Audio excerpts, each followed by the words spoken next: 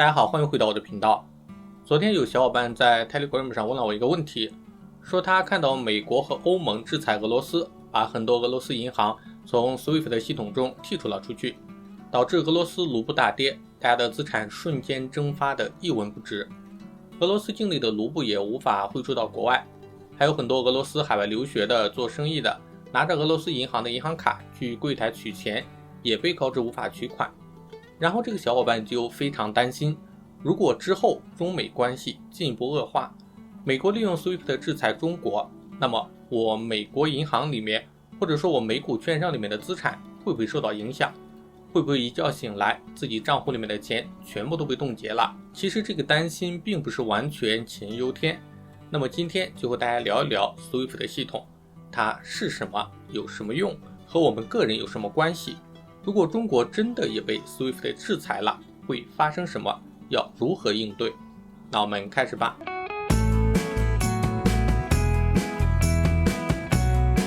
第二次世界大战后，全球经济迅速恢复，各个国家之间的贸易结算汇款越来越频繁。在那个时候，不同国家之间的银行汇款用的是电传系统，它跟传真有点像。电传系统使用的原理也很简单，就是这边用键盘输入，然后几千公里之外的地方，对方就会同步打印出来输入的信息。在结算量不是很大的时候，这个电传系统还是非常好用的。但是全球化频繁之后，这个东西就变得很慢，因为这个系统主要是靠人工实时的去进行操作，完全没有办法满足迅速膨胀的国际电汇的需求。最主要的是，电传系统有一个致命的弱点，电传机的密码很有可能会泄露。密码一旦泄露，就会被对方截取到发件方的关键金融信息，而一旦获取到这些信息，就会造成巨额的资金损失。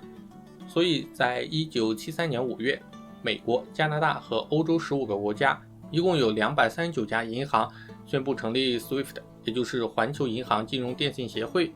SWIFT 表面上看是一家非盈利的机构，它的总部设在布鲁塞尔，它有2个信息交换中心，一个位于荷兰的阿姆斯特丹，另一个在美国的纽约。但事实上 SWIFT 已经成为国际支付的标准，可以说是 SWIFT 掌控了全球的银行交易。截至目前， SWIFT 服务范围已经遍及207个国家和地区，接入的金融机构超过1万家，每日结算的金额也达到5万到6万亿美元。既然 SWIFT 是一个开放的非盈利机构，那么它为什么又能够成为美国制裁别国的工具呢？原因主要有3个。首先， SWIFT 在美国纽约有一个数据中心，所有的交易结算数据都会经过数据中心，这也就意味着美国有技术能力关闭任何国家和地区银行的 SWIFT 的使用权限。其次， SWIFT 系统中 40% 的交易都是采用美元结算，这其实是最关键的一个原因。如果有一天国际贸易的主要结算货币不再是美元了，那么即使美国不允许别人用 SWIFT 进行美元交易，那我就用英镑、用欧元、用人民币就好了，对我继续做贸易没啥影响。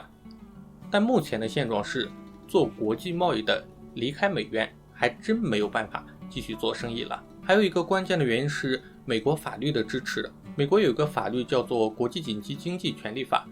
这部法律给了美国总统几项重要的经济制裁权利，包括总统可以下令调查或者禁止任何外汇交易、任何转账交易、任何证券交易。2001年美国911事件后，美国总统小布什援引国际紧急经济权利法案，借着反恐的名义，要求 SWIFT 向美国政府共享 SWIFT 系统内的交易数据。从此 SWIFT 就变成了美国的工具。2003年，美国人通过 SWIFT 获得情报，澳门的一家不起眼的小银行汇业银行在帮助朝鲜洗钱，所有的汇款在 SWIFT 记录里都看得一清二楚，包括朝鲜在这家银行存款的2500万美元如何被分拆了80个账户，每个账户的信息和资金流动，几点几分打了多少钱。美国随即将汇业银行列入了 SWIFT 的黑名单，汇业银行马上就发生了挤兑，当天存款就被取走了3亿，占该银行总存款的1/10。同时和朝鲜以及汇业银行有业务关系的银行纷纷停止合作，大家都不敢冒着被美国制裁的风险给汇业再有任何的业务往来。2008年，美国以防止核扩散为理由，对伊朗发起金融制裁，先是禁止伊朗使用美元支付系统，切断了伊朗石油交易的美元支付功能。伊朗没有办法用美元了，对石油的出口造成了巨大的打击。不过这不是致命的，最起码还可以用其他货币。2012年3月，美国使出了终极制裁，要求 SWIFT 禁止为伊朗金融机构提供跨境的支付服务，这就导致伊朗没有办法进行正常的进出口贸易活动，也造成了伊朗国内的物资匮乏，游行此起彼伏。2014年1月，伊朗被迫全面停止铀农作活动。那有小伙伴说了，制裁国为什么不自己建一个全球的银行系统呢？其实这个在技术上也并不难，难就难在普及度，也就是说你搞的这个东西有没有人用。2014年，美国和欧盟因为俄罗斯吞并克里米亚发起了抗议，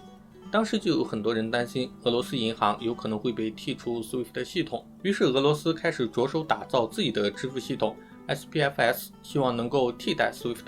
减少对美元的依赖和降低因美国制裁而受到的影响。